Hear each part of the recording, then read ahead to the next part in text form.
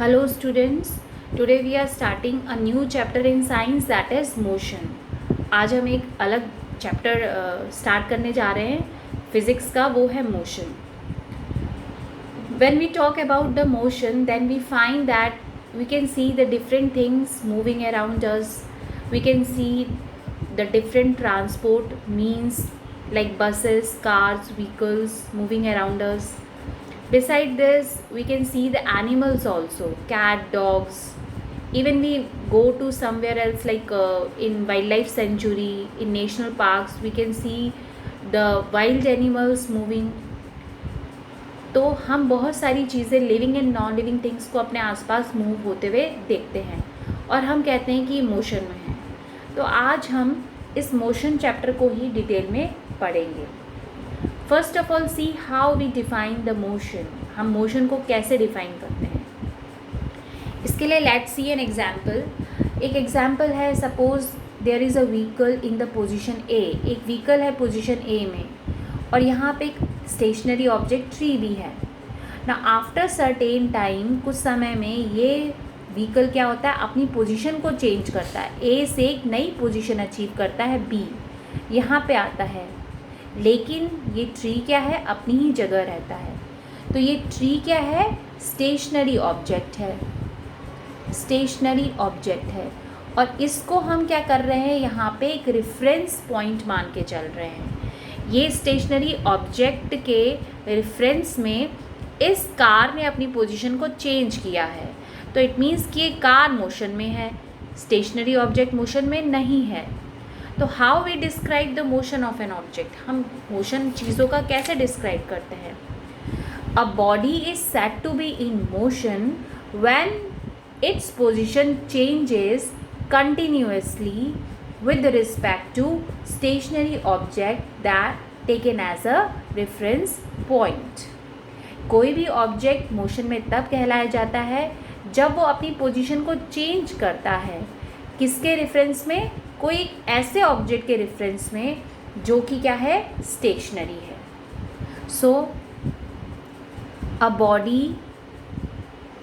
Body is said to be in motion when it changes its position with respect to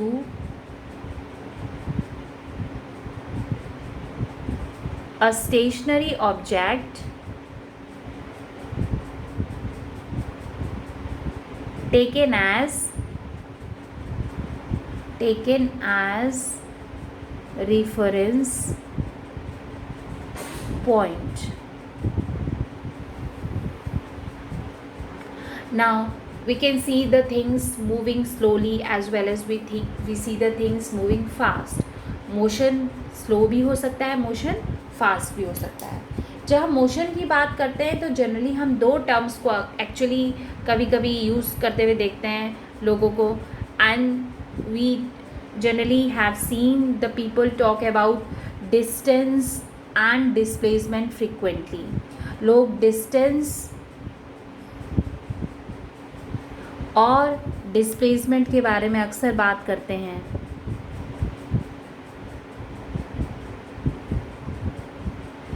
तो generally जब लोग इन चीज़ों को in terms को यूज़ करते हैं तो एक ही सेंस में यूज़ करते हैं. That is not correct when it's about science.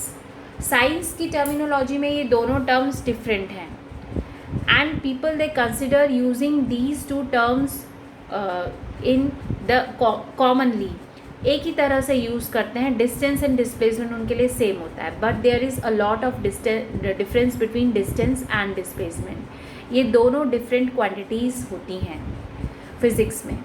Now let's see and understand what is the difference between distance and displacement. For this we need to take an example. इसके लिए एक example हम देखेंगे. Suppose एक body है, वो एक position A पे है. ओके, अब उसको पोजीशन सी पे जाना है. बॉडी ने अपनी जर्नी स्टार्ट करी और वो आई पहले एक पोजीशन बी पे आई, ए से बी का डिस्टेंस है 5 किलोमीटर एंड बी से फिर बॉडी आई सी में, इसका डिस्टेंस है 3 kilometre. Now let's understand this example.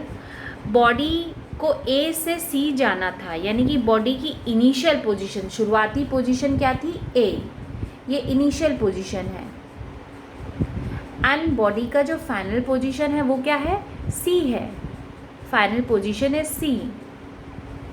Now body ने टोटल पाथ ए से सी तक जाने का कितना कवर किया? टोटल पाथ 5 + 3, यानी कि total path covered by the body is 5 kilometre plus 3 kilometre, that is 8 kilometer. So we can say that total distance covered by body from A to C is 8 kilometer. Now इन दोनों के बीच का distance अगर मान लीजिए 4 kilometre होता है, 4 kilometre, तो क्या हम कह सकते हैं कि बॉडी की इनिशियल और फाइनल पोजीशन में जो शॉर्टेस्ट पाथ कवर करना पड़ेगा बॉडी को वो 4 किलोमीटर है, या जो शॉर्टेस्ट डिस्टेंस है बॉडी के इनिशियल और फाइनल पोजीशन की वो 4 किलोमीटर है? यस ऑफ कोर्स, क्योंकि शॉर्टेस्ट जो डिस्टेंस है वो एक्चुअल में 4 किलोमीटर है। तो बॉडी अपनी इनिशियल से पोजीशन से अपने फाइनल पोजीशन में कितना हटी है, कितना डिस्प्लेस हुई है? वो डिस्प्लेस हुई है 4 किलोमीटर। तो डिस्प्लेसमेंट क्या है? It is the shortest path.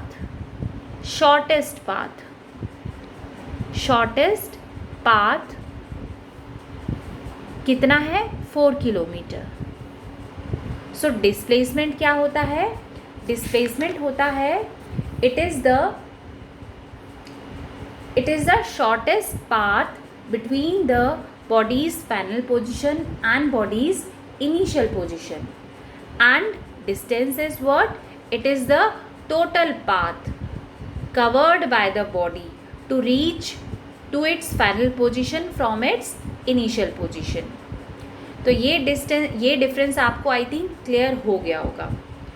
Now let's see another important difference. एक और इम्पॉर्टेंट डिफरेंस देखते हैं, उसके लिए we have to take another example. एक दूसरा एग्जाम्पल लेना पड़ेगा। सपोज करिए एक बॉडी है और वो एक सर्कुलर पाथ में मूव होती है। ये सर्कुलर पाथ है, दिस इज सर्कुलर पाथ, और इस सर्कुलर पाथ का जो रेडियस है वो है r रेडियस। ना बॉडी सपोज करिए ए पोजीशन पे थी, ए पोजीशन उसकी क्या हुई? इनिशियल। ना बॉडी ने यहाँ से मूव करना स्टार्ट किया, इस सर्कुलर पाथ में मूव करते हुए, ये डिस्टेंस कवर करते हुए वो लास्ट में, यानी कि उसकी फाइनल पोजीशन भी क्या हुई? ए ही हुई। फाइनल पोजीशन ए ही हुई, यानी कि बॉडी ने यहाँ से स्टार्ट किया और मूव करते हुए अल्टीमेटली वो यहीं पे आके रुक गई। तो ना अब इसमें पता करते हैं कि इसमें टोटल डिस्टेंस बॉडी ने कितना कवर किया एंड टोटल कितना बॉडी डिस्प्लेस हुई, यानी कि डिस्प्लेसमेंट क्या रहा। तो टोटल डिस्टेंस कितना कवर किया बॉडी ने? Of course 2 pi r distance cover किया। इज इट 2 डिस्टेंस कितना कवर किया बॉडी ने इस केस में? 2 pi r. It is the circumference of the circle. And what is the displacement of the body? Body कितना displace हुई? तो body actually displace हुई नहीं, उसकी इनिशियल पोजीशन ये थी और घूम के वो दोबारा से उसी पोजीशन में आ गई, यानी कि वो डिस्प्लेस हुई नहीं। तो इस केस में डिस्प्लेसमेंट कितना हुआ? डिस्प्लेसमेंट 0 हुआ, बॉडी डिस्प्लेस हुई नहीं। तो ये हमने एक इम्पॉर्टेंट डिफरेंस देखा दोनों फिजिकल क्वांटिटीज़ में कि distance have certain value. Distance की एक पर्टिकुलर वैल्यू होती है, चाहे वो उसने कितने ही शॉर्ट डिस्टेंस क्यों ना कवर किया हो, उसकी कोई ना कोई वैल्यू होती है, लेकिन डिस्प्लेसमेंट बॉडी का ज़ीरो हो सकता है। तो ये एक इम्पॉर्टेंट डिफरेंस था डिस्टेंस और डिस्प्लेसमेंट में। जो दूसरा इम्पॉर्टेंट डिफरेंस है एक और, वो ये है कि जनरली जब हम इसके डिस्प्लेसमेंट की बात करते हैं तो डिस्प्लेसमेंट हम कहते हैं कि अपनी इनिशियल पोजीशन से फाइनल पोजीशन की तरफ वो कितना डिस्प्लेसमेंट हुई, यानी कि यहाँ से यहाँ आने में वो कितना डिस्प्लेस हुई, तो हम उसका डायरेक्शन को शो करते हैं। जैसे यहाँ पे बॉडी डिस्प्लेस हुई 4 kilometre 4 kilometre from A to C, तो इसमें हम डायरेक्शन भी बता रहे हैं ऑब्जेक्ट का कि वो ए से सी की तरफ डिस्प्लेस हुई। तो और उसकी कितना डिस्प्लेस हुई, 4 किलोमीटर हुई। तो 4 किलोमीटर क्या है यहाँ पे, ये क्या है, इसका मैग्नीट्यूड है। मैग्नीट्यूड मतलब साइज़, कितना डिस्प्लेस हुई, ये मैग्नीट्यूड हुआ उसका, ये साइज़ कहलाता है। और ए टू सी ये क्या है, उसका डायरेक्शन हुआ, ये डायरेक्शन हुआ। तो वो फिज़िकल क्वांटिटीज़ जिनकी का मैग्नीट्यूड भी होता है और डायरेक्शन भी होता है, उनको हम जनरली कहते हैं वेक्टर क्वांटिटीज़। और डिस्प्लेसमेंट एक क्या है, वेक्टर क्वांटिटी है। तो ये इम्पॉर्टेंट डिफरेंस भी आप नोट कर लीजिए कि डिस्प्लेसमेंट क्या होती है, एक वेक्टर क्वांटिटी होती है।